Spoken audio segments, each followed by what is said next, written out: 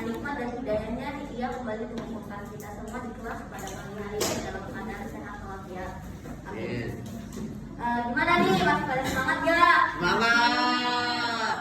Ibu kayak masih lemes ya? Iya, Tahu deh. Ada cuma lagi nih yang lebih keras ya. Ada semangat gak? Semangat.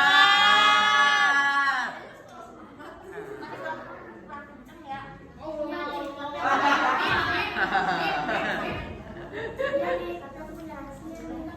Wah, apa nih rahasianya nih? Aku punya rahasia yang bisa bikin semuanya semangat dan fokus hari ini. Rahasianya adalah tepuk anak soleh. Oh, Tepuk anak yang kemarin tahu waktu nggak itu teman gimana? Nah, kayak gini rahasianya teman-teman. Tepuk anak soleh. Aku anak soleh rajin sholat, rajin ngaji. Orang tua terima mati. Kita Islam. sampai mati.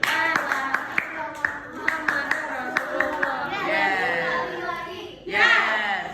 Itu ya. Pikiran Pak Yasin. Keren ya teman-teman ya. Kejar parah itu. Nah, coba kita lakuin semuanya ya bareng-bareng ya. Dalam 3, 2, 1. Tepuk anak soleh.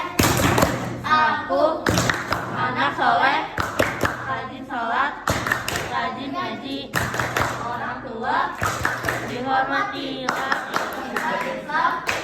sampai mati la ilaha illallah Muhammadar Rasulullah. Yes, sekali lagi yes. Sekali lagi yes. Sekali lagi yes. Sekali lagi. Nah, oke teman-teman. Nah, pasti kalian udah tahu bahwa kami hari ini presentasi. Tapi kalian udah tahu ya presentasinya mengenai apa? Gak tahu. Kami hari ini akan mempresentasikan mengenai alhamdulillah. Nah, betul sekali. Nah, sebelum kita mulai, kayaknya kita mau kenalan ya. Aduh, gak kenal nih. Saya Sasa sebagai asisten dosen. Perkenalkan, saya Dimas sebagai master secara umum. Saya Idris sebagai narasumber pertama. Terakhir, perkenalkan saya Kenan sebagai narasumber kedua. Oke, tanpa basa-basi lagi, kita langsung mulai saja ya. Saya persilakan Edric untuk memulai penyampaian materi kami hari ini. Silakan. Praktek perjudian kian ramai ditemui. Bahkan dengan kemajuan teknologi yang ada memicu hadirnya aksi judi secara online. Pada hakikatnya perjudian merupakan perbuatan yang bertentangan dengan norma dan hukum. Karena dapat menimbulkan dampak negatif dan merugikan moral dan mental masyarakat, khususnya bagi generasi muda. Oleh sebab itu, kami begitu tidak berpihak pula jika judi disebut sebagai salah satu penyakit masyarakat. Perjudian dianggap salah satu pilihan yang menjadikan keuntungan tanpa harus bekerja keras. Bagi masyarakat yang kelas ekonomi rendah, dianggap judi sebagai pilihan tepat bagi untuk mencari uang dengan lebih mudah. Disadari atau tidak bahwa akibat yang ditimbulkan dari judi jauh lebih berbahaya dan merugikan dibanding keuntungan yang diperolehnya. Judi merupakan suatu kegiatan pertama untuk memperoleh keuntungan dan hasil suatu pertandingan, permainan atau perjanjian yang hasil tidak dapat diduga sebelumnya. Istilah judi dalam bahasa Arab disebut dengan qimar, yaitu permainan yang menjanjikan bahwa yang menang akan mendapatkan sesuatu dari yang kalah.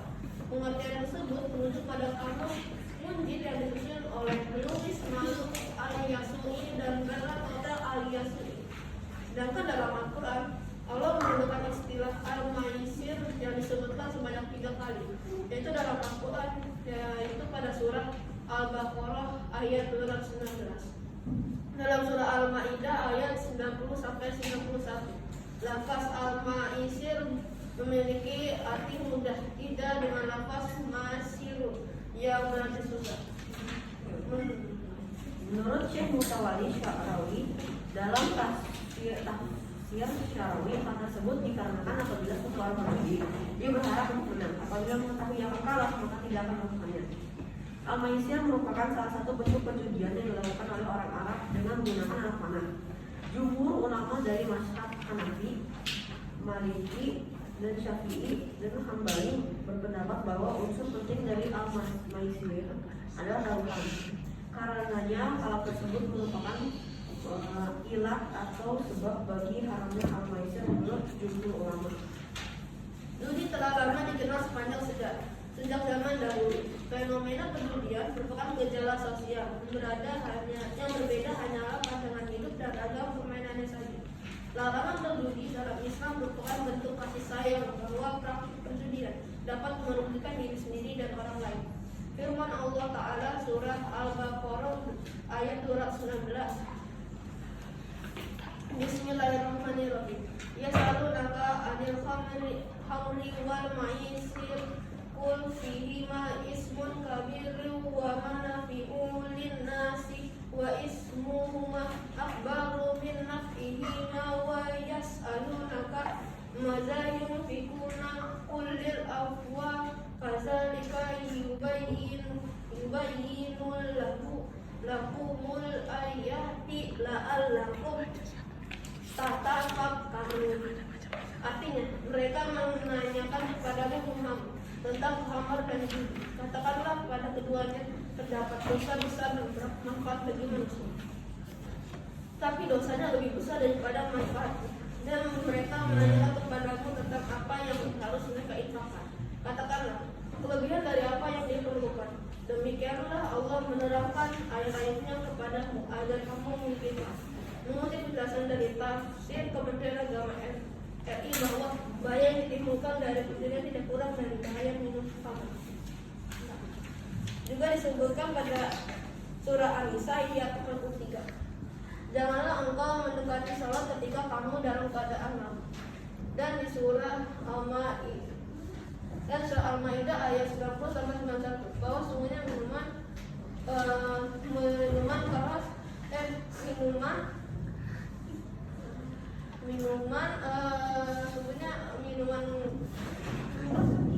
keras berjudi berkorban untuk berhala dan mengundi nasib adalah perbuatan. Pertama, memicu permusuhan, kemarahan hingga pembunuhan. Pekerjaan mereka kerap terjadi pada perkara judi, seperti bunuh diri, merampok dan lain-lain. Terlebih apabila ia mengalami kekalahan, karena sangat beralasan harus menjauhi diri dari perjudian. Kedua, membuat seseorang menjadi malas mengerjakan ibadah serta jenuh hatinya dari mengingat Allah. Selain membentuk tagihan yang jahat, berjudi dapat memicu orang menjadi pemalas dan pemarah. Pada akhirnya mampu merusak akhlak, tidak mau bekerja untuk mencari rezeki dengan jalan yang baik, dan selalu mengharapkan untuk mendapat kemenangan. Ketiga, menimbulkan kemiskinan. Dengan kekalahan yang dialami oleh orang yang berjudi menjadikannya terus-menerus penasaran dan berharap menang. Oke, saya rasa cukup. Ya. Sebelum Pak ini saya dapat. Oleh sebab itu, tak segan menaruh berbagai macam hal untuk mewujudkan harapan tersebut. Keempat, merusak rumah tangga. Akibat keinginan memenuhi nafsu untuk bermain judi, seseorang akan dipertaruhkan hartanya yang dimiliki. Pada akhirnya ia merupakan kewajiban untuk memenuhi kebutuhan istri dan anaknya. Bahkan bagi penjudi berat, terkadang dapat mempertaruhkan anak dan istrinya. Islam menghendaki setiap pemeluknya mengikuti sunatullah dalam mencari penghasilan dengan cara dan jalan yang baik. Adapun judi menjadikan seorang hanya mendapatkan nasib baik, kebetulan dan mimpi-mimpi kosong. Oleh sebab itu, ia enggan untuk bekerja keras dan berusaha terhadap segala yang telah dikaruniakan Allah. Menurunkan harta manusia dalam Islam adalah sesuatu yang terhormat.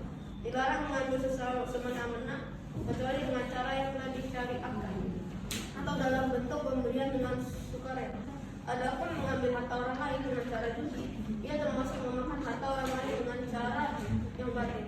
Melalui cara yang batin tersebut, tak heran melahirkan permusuhan dan kebencian di antara kedua belah pihak. Meskipun secara lahir mereka menampakkan kerelaan. Wallahu a'lam. Oke, terima kasih untuk Ana dan Edik telah membacakan materi mengenai hikmah dalam perjudian. Setelah ini kita akan mengadakan sesi pertanyaan dan kami persilakan untuk 3 pertanyaan dari kalian semua. Silakan jika ada yang penasaran atau ingin ditanyakan, silakan langsung ajukan kepada kami dan pertanyaan tersebut akan. Terus si D itu kan tahu dong misalnya jawabannya D kan. Nah, dia bilang kalau misalnya jawabannya D, kamu kasih apa? Itu juga. Iya. Karena intinya dia tuh mempertaruhkan nilai dan juga mengadu nasib. Iya. Nah, contohnya memang sama seperti yang tadi sudah ditanya. Hanya dalam beda konteks. Tadi kan dalam pertandingan tim pasti juga ada satu yang menang. Ini juga sama. Dalam jawaban pasti ada satu yang benar, satu yang salah. Seperti tadi pertandingan dalam tim bola atau tim basket seperti tadi. Jadi itu ada banyak bentuknya ya. Assalamualaikum warahmatullahi wabarakatuh. Waalaikumsalam warahmatullahi wabarakatuh. Selamat pagi teman-teman. Kita dari kelompok 3 akan Selamat membahas pagi. Selamat pagi.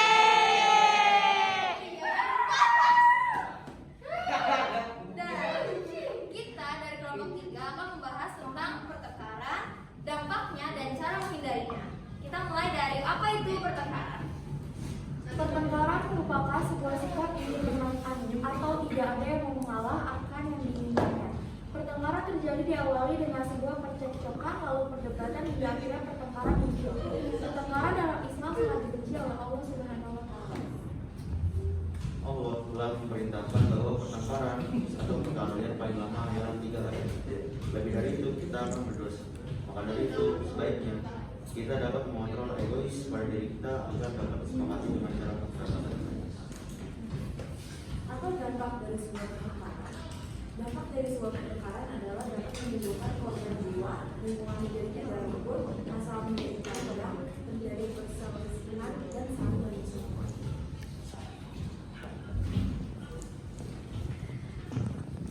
Ada potongan ayat yang menjelaskan tentang pertengkaran, yaitu surat Syad ayat 63. Inna zalika lahaqun tafasuhu ahlinar, yang artinya sungguh itu demikian benar-benar terjadi, yaitu pertengkaran di antara penghuni neraka.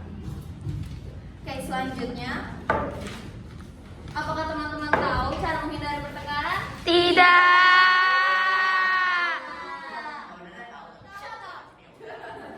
Oke, pertengkaran bisa dihindari dengan hindari perbuatan tidak konsisten atau pelin-pelan, lalu saling menghargai perbedaan, baik itu pendapat ataupun hal lainnya, lalu mengakui kesalahan yang kita perbuat agar terhindar dari pertengkaran. Oke, sekarang kita lanjut ke sesi tanya jawab. Apakah kalian ada pertanyaan? Tidak. Ini matiin aja. Pertengkaran itu sudah mengarah kepada pembunuhan, maka cara untuk memaafkan si pembunuh yang bertengkar sama si A bertengkar, A membunuh B, keluarga B itu gak rela. Nah, cara agar memaafkan dosa yang telah dilakukan itu Maafin, Itu harus saling. pertanyaan. Itu pertanyaan. itu pertanyaan cara memaafkan Pembunuh. cara memaafkan orang yang telah membunuh keluarga kita gitu loh. Caranya kita harus mengikhlaskan dan juga ya harus ikhlasin lah, kan ada juga kan Oh, enggak, dalam kasus ini keluarganya itu tidak memaafkan. Jadi bagaimana si A ini apakah disebut dia ini berdosa atau si keluarganya ini yang berdosa? Ya kan tadi dibilang juga kan kalau pertengkaran kalau udah sampai 3 hari, lebih dari 3 hari kita yang berlaku juga berdosa kan. Jadi both of them dua-duanya berdosa, dan juga kan mungkin sekarang kan ada hukum dan ya polisi-polisi itu kan dan yang belum masih penjara kan. Dan mungkin karena di penjara siap ini keluarganya akan merasa lebih lega, dan juga semuanya harus saling maafkan kan. Ya harus dikasih. Jadi intinya Harus mengikhlaskan. mengikhlaskan. ikhlaskan ya. Benar. Terus lanjut ada lagi mau nanya? Silakan. Itu lah yang masa nanya lah ya, udah jelas kok. Masih ada dua lagi. Ya, biarin dijawab. Ayo, lanjut guys. Nggak ada kan? Yuk, nah. Jadi kalau misalnya kita lagi berantem itu tuh biar kita kayak ya udahlah maafin aja tuh gimana caranya? Sama sih. Kita harus menurunkan Ego. Tapi kalau misalnya dia kayak tiba-tiba kita dipukulin terus kita harus balas atau kita sabar, kita harus sabar. terus kita udah hampir mau mati? Ya kalau kayak gitu lo udah mau mati pasrah sekarang kan? Kalau udah kayak gitu kita harus membela, tapi membelanya itu tidak dengan cara tidak menyakitinya. Berarti kita harus lari. Yang penting jangan menyakiti orangnya. Karena ketika kita menyakiti kita tuh ada pertanggungjawaban nanti di sana. Kita menyakitinya kenapa? Tapi juga kalau Wah, Itu sebentar. ya belum. Ini yang harus kan kok. Iya kok dijawab kayak sih ya. Tahu. Iya Pak, kan saya yang nanya. Ya udah, Dimas mau nanya apa nih? Ya, jadinya kalau ada pertengkaran misalnya antara negara kan, sampai ada pertumpahan darah kan. Nah kan kalau itu kan ada jenderal sama komandan gitu kan, kapten. Nah, jadi kalau prajuritnya itu membunuh manusia lain, yang berdosa itu prajuritnya masing-masing atau komandan atau kapten yang menyuruh mereka membunuh? Komandan kaptennya. Kenapa ada alasannya dong? Ya kan gini ya. Ya ini cepet guys. Jadi gini, kan Dia ini nggak kan boleh salah. ini salahnya kan soalnya kan tentang apa namanya pernegaraan. Nah kayak pas itu aja Rasulullah dia juga berkata juga kan. Nah menurut aku ini kan yang dia tembak itu yang dia bunuh itu yang bersalah juga nggak? Apa yang baik? Apa yang baik? Yang ya lawannya, Lawannya. negara lain, misalnya Ya kan, kayak dalam kan kita juga sering dengar cerita Rasulullah ya soal dia bertukar-tukar dan banyak darah yang jatuh juga. Jadi mungkin mereka lakukan itu juga to protect other people. Ya. Dan pasti entar ada yang berhak untuk apanya dan mungkin itu kalau misalnya komandannya yang bersalah itu kan dia kan kerjaannya itu Emang untuk kayak gitu. memprotek kan. Jadi menurut aku Gak ada yang dosa. Jadinya itu nggak tahu deh. itu jadinya dalam jalan Allah gitu. Dan juga kan ada apa ya yang bilang kalau misalnya Mati syahid ya? Iya mati syahid dan yang meninggal juga di situ misalnya dia yang benar dia juga masuknya ke Iya, sebenarnya si yang kita tuh yang membunuh seseorang itu yang orang kita bunuh tuh punya hak untuk mengadili kita dengan kita tuh membunuh dia. Oke, punya hak juga mereka.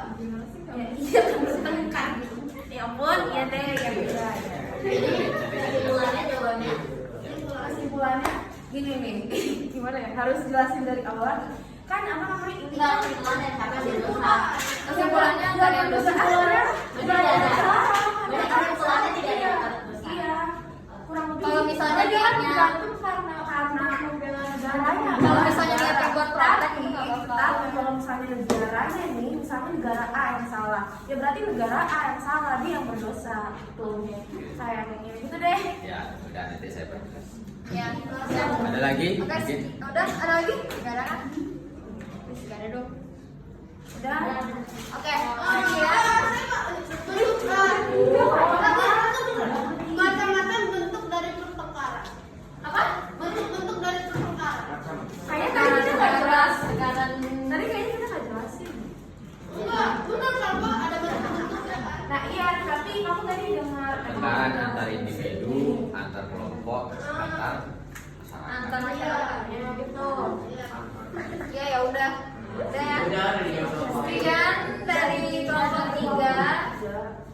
Terima kasih dan Terima kasih. Wassalamualaikum warahmatullahi wabarakatuh.